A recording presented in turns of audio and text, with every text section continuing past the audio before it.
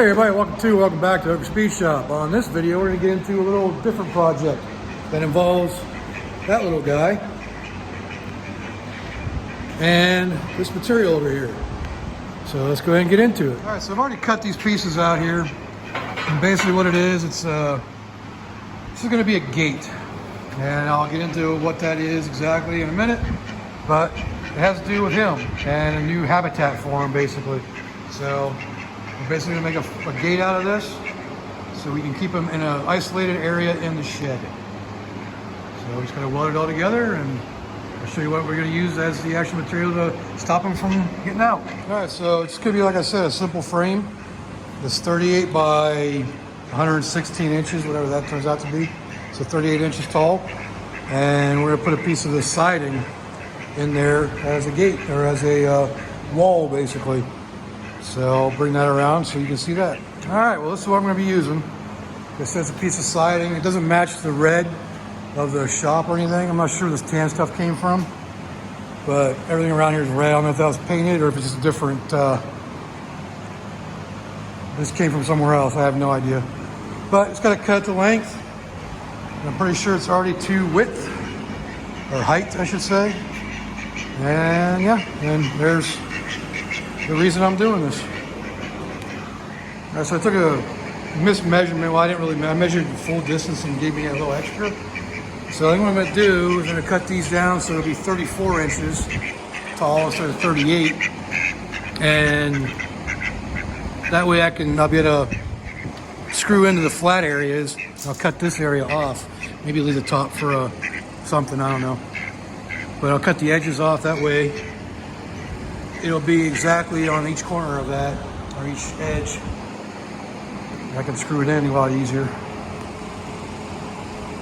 I can see how, you can see how it's at 38 right now, so I need to drop that down to 34 and a quarter to make it so it'll be nice and flat to screw into. So yeah, I guess what I'll do. All right, so I trimmed the sides off of each of this, so that way we have a flat surface to attach to. So I cut those off lengthwise. So I have to cut the length to be 10 feet, or whatever, that's 116 inches, whatever it is. Now I need to figure out what the new measurement's gonna be. Of course, Dick's out here. For the new measurement here. And it looks like, if you quit hitting my freaking hand, 34. So that's gonna be the new height of the gate, is 34 inches. So I gotta cut these down to 32 inches. So the overall width or height will be 34, because those are 1 inch square tubing. So 32 inches is for those, and then I can weld it all together. All right, so I got the square set up on my first corner. I get that welded and go through and do them all. Center up that middle piece and get it all welded together.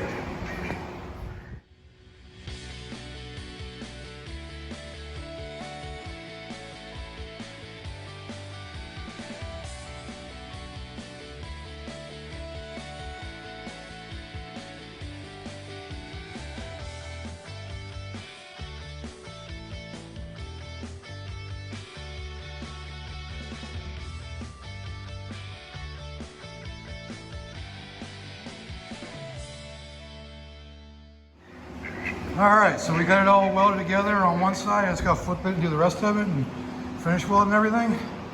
But we got the basis for the frame now for our little gate for the shop butthead, Dick here.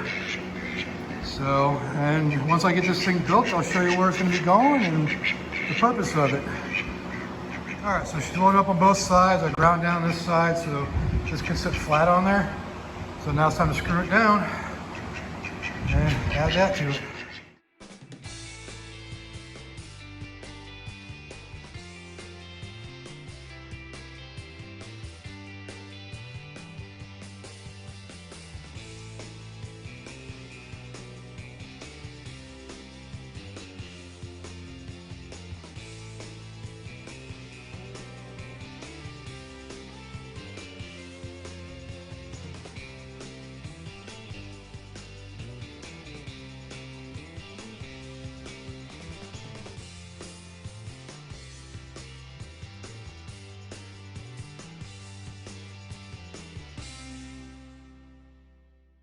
All right, so we got it stood up now. I need to make feet for it basically, so it can stand up like that and be a wall for him that is in the shed. So what I want to do is I want to put wheels on it too, so I need to go through my wheels. So let's do that right now. Okay, so I got swivel ones and flat ones. No, I don't want to use those. I'm thinking these swivel ones probably work. So, working with those. Alright, so just real quick, I'm going to show you what I'm going to do for the wheels. I'm going to put wheels on one side of it because it's just going to be rolling on one side. It's going to be, I'm going to try to attach it to the wall on the other side. But, so I cut this. The reason why, because I got these, I think, 4-inch wheels. So basically what I'm going to do is I'm going to stick it, level it out to where this is going to be like that. So it keeps that 1-inch gap underneath there. So it's going to be like that somehow. Probably weld another plate on it over here, but I'm just going to weld these to that. Seal it up eventually, and then, yeah, that'll be my wheel. Something like that. All right, so I decided to go with straight wheels because I realized that the swivel wheels would hit if I tried swiveling them around, and especially mounting them way down the way I did before. But as you can see, that puts me just about 3/8 of an inch above the 1 inch. So it gives me 1 3/8 of space underneath, which is cool. I want a little bit of clearance underneath there for sweeping stuff out and everything. But that's what I'm going to go with for the wheels. We'll see how it works as far as rolling it out of the way. And I think if I swivel it on that end, I did put these at a little bit of an angle. So they're kind of angled like out a little bit, so it can do an arch for rolling it away. So we'll see. But now I'm just going to fill that in and make it strong. Probably put a little bit more weld on those wheels too. They probably really don't need it, but I might do a little bit more.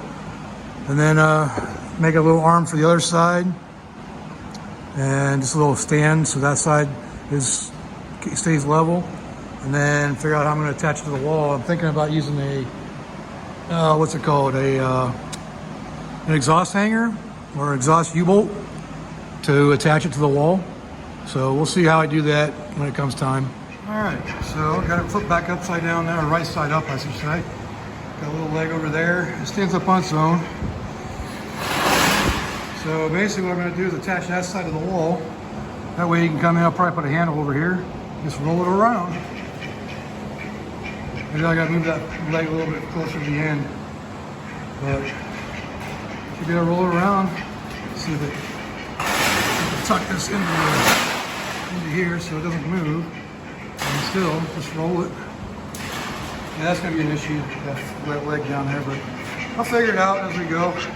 It rolls pretty nice as far as opening. So that's all it needs to do, just to make it simpler to get him in and out of the duck hut. All right, so this gate is complete. So if you look, I changed the footing. So I made a 90-degree angle back here. So that way it'll pivot on that middle portion. So when I move it to open it, that stays in place. And it pivots on that area. So if I attach it to the wall in the shed, it'll definitely not move. And these wheels are rolling perfectly. And a nice little arch right there. We got to open and close it to let the duck in and out.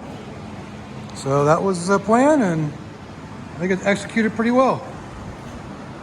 Let's go put it in the shed now. All right, so we got our divider wall all loaded up. We're gonna take it to the backyard so it's easier to offload or easier to carry. So let's get it back there and get it put in the shed. All right, so as you can see, got it in the shed now. And got about 4 feet of room back there, but I can always move it. So you see it rolls out, let them out, roll it back in, and lock them up for the night. So yeah, our little gate is done.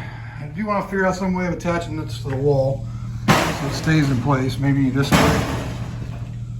And so I got to figure out where the studs are at and go by that. But yeah, so this is going to be our new pen for the duck. Because this one here, got started on, it's just Can't figure out fencing and a way of covering it, so until I figure that all out, then this is gonna have to do. All right, let's complete this video on making that little divider for the shed to keep the duck separated from the rest of the shed so we can still utilize it. And still be some cleanup on the outside of that, but this way it'll keep most of it kind of in that one little area instead of spreading throughout the shed. We can still use the shed for storage.